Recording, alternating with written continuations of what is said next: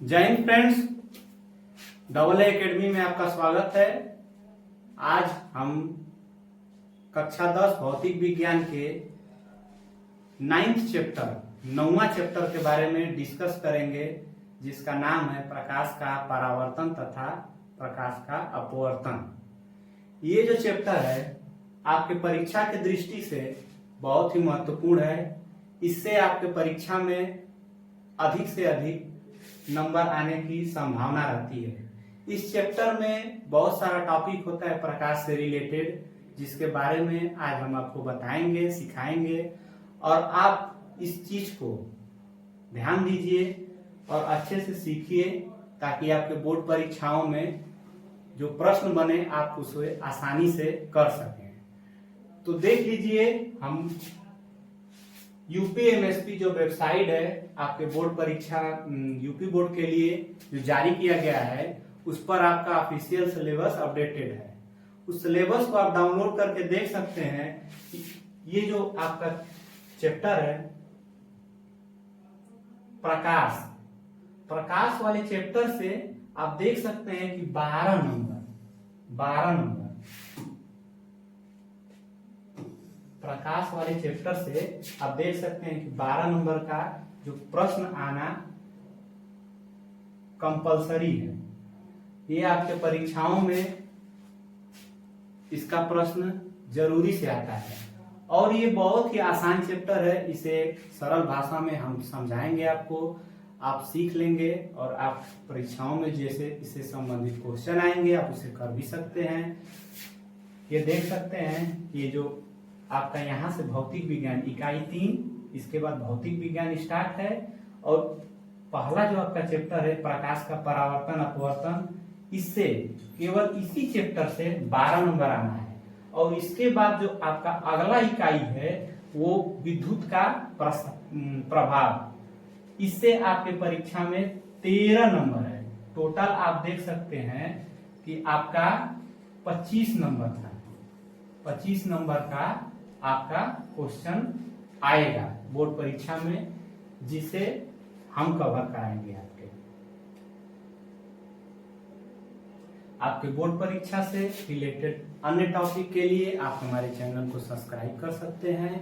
किसी प्रकार का डाउट हो आप कमेंट बॉक्स में जरूर बताएं।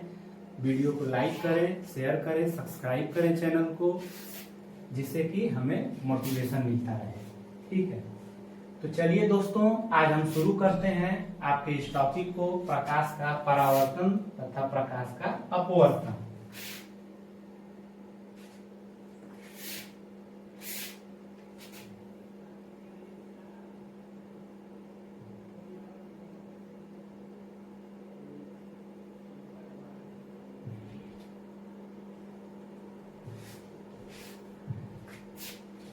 जैसा कि आप देख सकते हैं अध्याय 9 में बताया गया है प्रकाश के बारे में, प्रकाश का परावर्तन तथा प्रकाश का अपवर्तन तथा प्रकाश के गुणों के बारे में।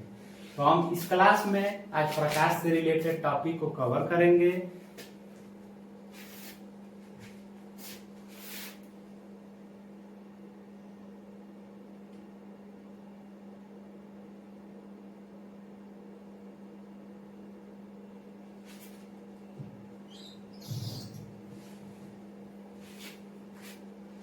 सबसे पहली हेडिंग जो है आपकी रहेगी वो है प्रकाश के बारे में जो है हम आज डिस्कस करेंगे कि प्रकाश होता क्या है। ठीक है, आप लोग पहले से भी जानते होंगे कि प्रकाश क्या होता है तथा इसके बारे में देखिए, हमारे जो ब्रह्मांड में हमारे पृथ्वी पर जो प्रकाश का सबसे बड़ा स्रोत है वो है सूर्य से जो प्रकाश हमारे पृथ्वी पर पड़ता है तभी हम किसी भी वस्तु को देख पाते हैं, अन्यथा हम किसी भी वस्तु को देख नहीं पाते। तो वो आपका प्रकाश का सबसे मुख्य स्रोत जो है सूर्य है, तथा प्रकाश जो उसमें किरण आती है उससे संबंधित टॉपिक को जो कवर कराया गया है वो प्रकाश से रिलेटेड फिजिक्स में बताया गया है, प्रकाश के चैप्टर। ठीक है, प्रकाश के बारे में हम जानेंगे कि प्रकाश होता क्या है।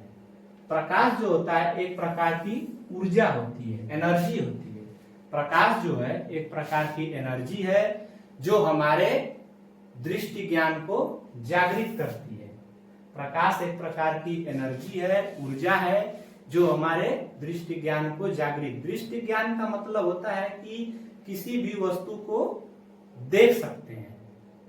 उस प्रकाश के द्वारा हम, प्रकाश जब किसी वस्तु पर पड़ता है तो वो वस्तु प्रकाशित हो जाती है तथा प्रकाश का अधिकांश भाग वस्तु अवशोषित करके पुनः उत्सर्जित करती है, जिसका प्रतिबिंब हमारे आंखों में बनता है, जिसके द्वारा हम किसी भी वस्तु को देख सकते हैं।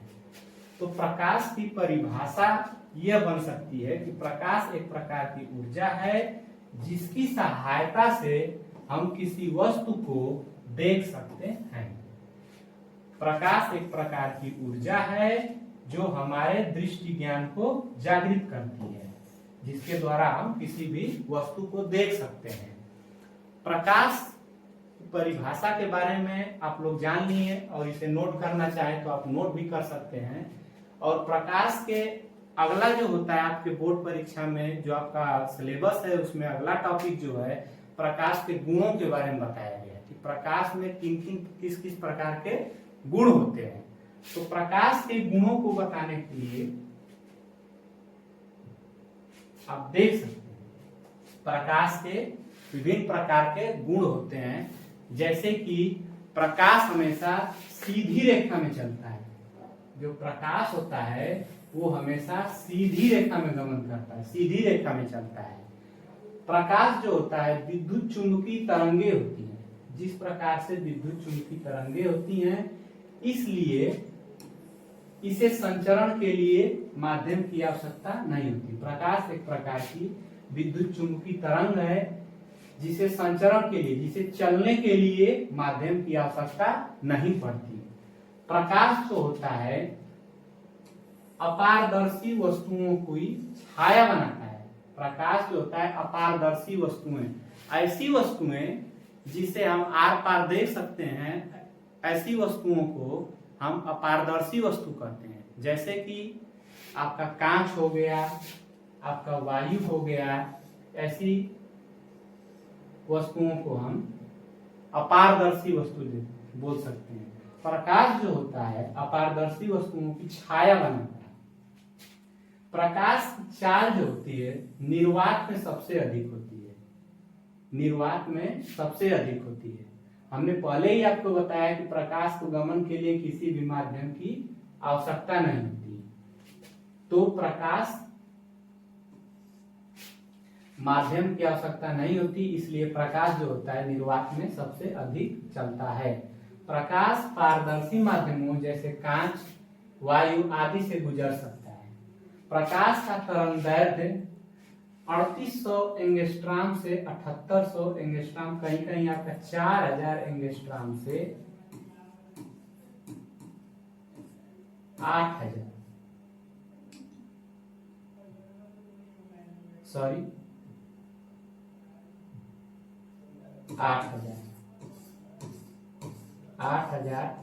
एंगस्ट्राम तक होता है। प्रकाश का तरंगदैर्घ्य जो होता है 3800 एंगस्ट्राम से 7800 एंगस्ट्राम तक होता है। प्रकाश सरल रेखा में गमन करता है। प्रकाश विद्युत चुंबकीय तरंग है, इसलिए इसे संचरण के लिए माध्यम की आवश्यकता नहीं पड़ती। प्रकाश पारदर्शी वस्तुओं की छाया बनाता है, जैसे कि कांच हो गया और वायु हो गई। इस ऐसी वस्तुओं, ऐसी माध्यम से प्रकाश आसानी से गुजर सकता है। प्रकाश जो होता है उसकी तरंगदैर्घ्य 3800 एंगस्ट्राम से 7800 एंगस्ट्राम तक होती है। अगला जो टॉपिक है जो है हमारा प्रकाश का परावर्तन। प्रकाश का परावर्तन, प्रकाश की किरणें जब किसी पृष्ठ पर पड़ती है तो उसमें क्या क्या क्रियाएं होती हैं, उसी को बताने के लिए अगला जो टॉपिक है उसका नाम है प्रकाश का परावर्तन। प्रकाश का परावर्तन, हेडिंग है आपकी प्रकाश का परावर्तन।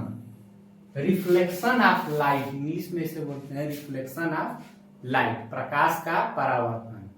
प्रकाश का परावर्तन होता क्या है? जैसे कि किसी पृष्ठ से, कोई पृष्ठ है, किसी पारदर्शी माध्यम पृष्ठ बनाने के लिए, प्रकाश का परावर्तन के लिए किसी पारदर्शी, मान लीजिए वस्तु को ले लिए, पारदर्शी वस्तु के एक तरफ जो होता है कि हम कलई कर दिए, तो ऊपर वाला जो पृष्ठ हो गया, जैसे भी लेना चाहे, ऊपर वाला चाहे नीचे वाला, जिस भी आप एक तरफ कलई कर दीजिए।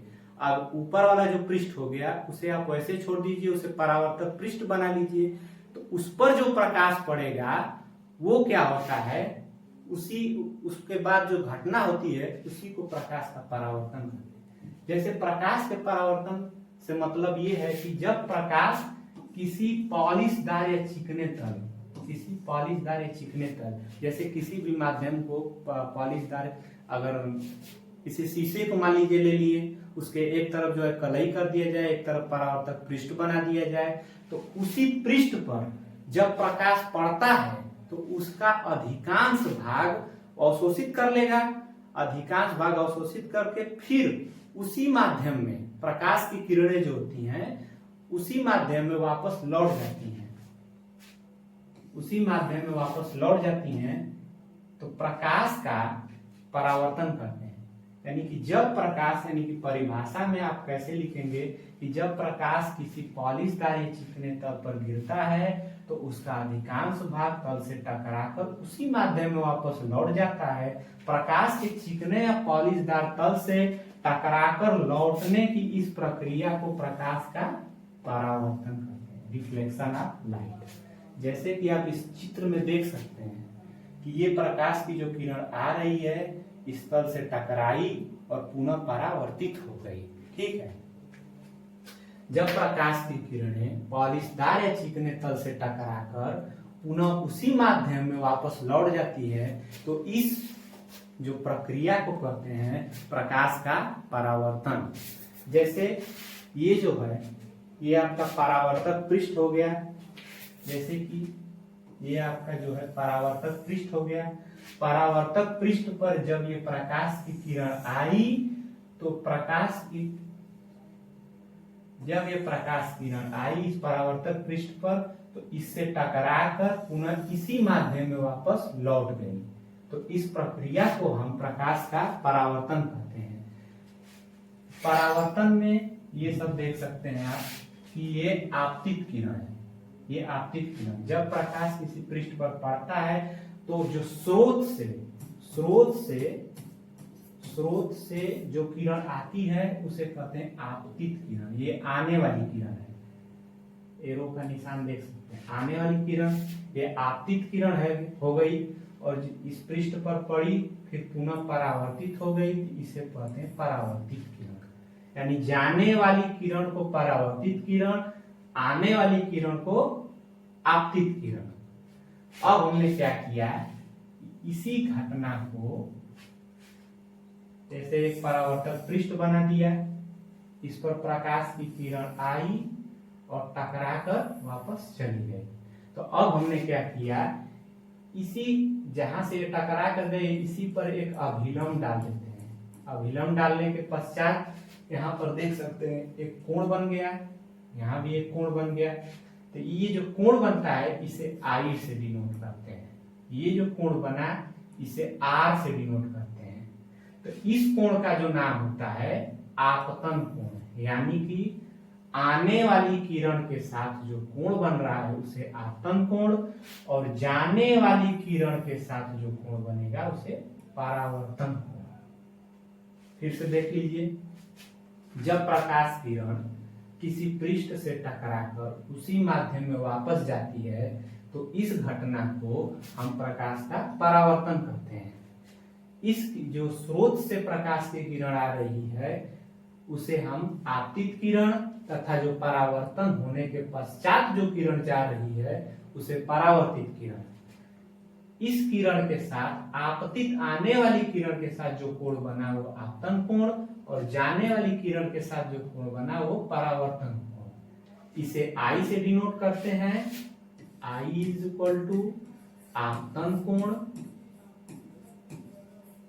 कोण और आर इज इक्वल टू परावर्तन कोण।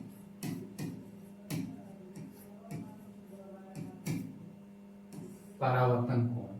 ठीक है,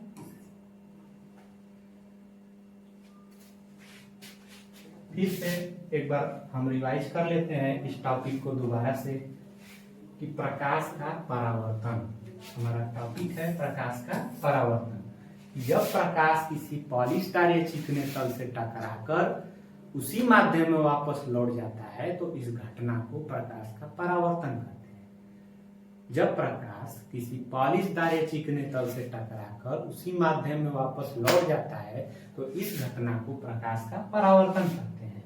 प्रकाश का परावर्तन, जैसे किसी स्रोत से प्रकाश किरण किसी पॉलिशदार या चिकने तल पर डाली गई तो यहाँ पर जो है प्रकाश किरण परावर्तित होकर उसी माध्यम में वापस लौट गई। तो जब प्रकाश किरण आप किसी स्रोत से आती है तो इसे आपतित किरण तथा परावर्तन होने के बाद जब जाती है तो परावर्तित किरण, आपतित किरण के साथ जो कोण बनता है आपतन कोण, परावर्तित किरण के साथ जो कोण बनता है परावर्तन कोण, इसे I से डिनोट करते हैं, इसे R से डिनोट करते हैं। जब ये जहां ये प्रकाश किरण इससे टकराई, यहाँ पर एक अभिलंब हमने डाल दिया, अभिलंब डालने से यहाँ पर एक कोण बन गया, यहाँ पर एक कोण बन गया, इसे आपतन कोण, इसे परावर्तन कोण, इसे परावर्तक पृष्ठ कहते हैं। लिख देते हैं, इसे हम परावर्तक पृष्ठ